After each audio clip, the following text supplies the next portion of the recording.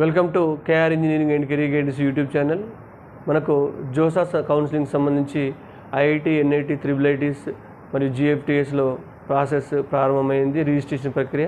మరి జోసాలో ప్రతి రౌండ్లో సీట్ అలాట్మెంట్ అయిన తర్వాత 3 ఆప్షన్స్ ఉంటాయి.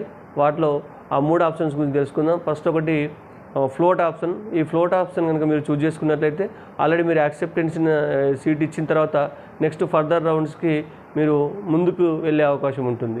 ఇది ఫ్లోట్ ఆప్షన్. తర్వాత ఫ్రీజ్ ఆప్షన్ సంబంధించి ఒకవేళ మీకు అక్కడ సీటు ఒక రౌండ్లో సాటిస్ఫై అయితే మీరు అక్కడితోనే స్టాప్ చేయొచ్చు. అంటే మీ ఆటోమేటిక్గా మీరు ఫీజు చెల్లించి ఫీజు ఆప్షన్ పెట్టుకుంటే మళ్ళీ ముందుకు వెళ్ళాల్సిన అవసరం లేదు.